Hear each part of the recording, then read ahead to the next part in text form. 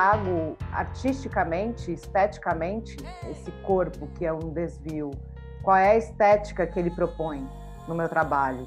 E isso é presente, acho que desde que eu crio o conceito corpo intruso e começo a investigar isso, né, na prática artística, sempre vai fazer parte da maneira como eu vou conduzir um trabalho, sempre através da ideia do corpo intruso, daquilo que não está convidado, aquilo que causa estranhamento, aquilo que causa um certo desconforto, que desarticula o pensamento do outro. Eu sou muito interessada em causar nós nas pessoas quando assistem aos trabalhos, para que os pensamentos que são padronizados comecem a entrar em xeque.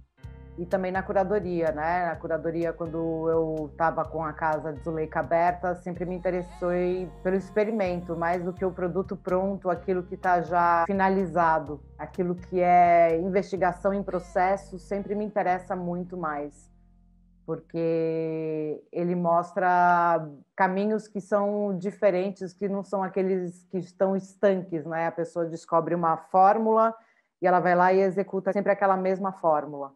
Me interessa muito o corpo que está se colocando o tempo todo à prova, esse corpo em desvio.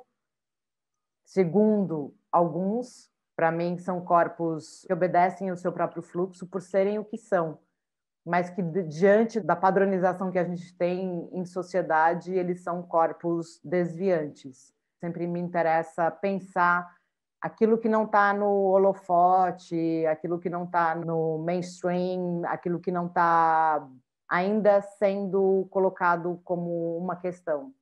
O primeiro desafio está a gente acreditar naquilo que a gente idealiza, talvez, né? Tanto como artista ou como produtora.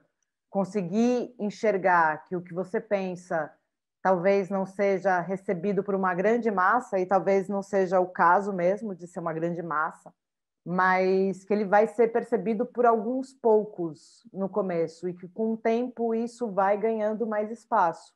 Então acho que o primeiro desafio é com a gente mesmo, de acreditar naquilo que a gente acredita, sabe? De boto fé naquilo que eu estou acreditando, naquilo que eu imagino, naquilo que eu vislumbro, naquilo que eu desejo. O segundo desafio é você conseguir fazer com que isso caminhe, né? De alguma forma. Não é só produzir, fazer, efetivar, executar, mas também vender, porque afinal de contas, antes de sermos artistas ou produtores, nós somos seres humanos, a gente paga conta, a gente tem que comer, a gente tem que vestir. Como que você consegue entrar num mercado, vender aquilo que você tem para vender, que às vezes é uma ideia que não está no tempo? O que eu posso criar novo, mas que seja de fato estruturante? Eu tenho algumas coisas que eu compartilho com algumas pessoas, mas que eu ainda não cheguei numa execução de fato. Mas o que eu venho pensando é, eu não quero mais tapar buraco, eu quero criar coisas que sejam estruturantes mesmo, né? Principalmente para o artista que tem deficiência. Seria a minha representatividade no caso, né? Mas que de alguma forma pode também contemplar outros corpos, né? Que são lidos como corpos estranhos, como corpos que não estão no circuito, né? Então, como continuar tratando essas questões que são importantes, que são para transformar o nosso olhar em um mercado paralelo e que, ao mesmo tempo, o mercado grande também consuma, mas não destrua, não coopte e não pasteurize, porque a tendência é pasteurizar. É bom estar em voga, pero não muito, porque também você pode ser cooptado. E aí você vai só respondendo ao que o mercado pede. Aquilo tudo que você constrói enquanto pensamento que visa uma transformação social, talvez possa ser abafado porque você foi comprado. Enfim, é uma faca de dois gumes, eu acho. Assim. Por isso que eu insisto na questão do paralelo. Criar mercados paralelos que sejam estruturantes. Hey!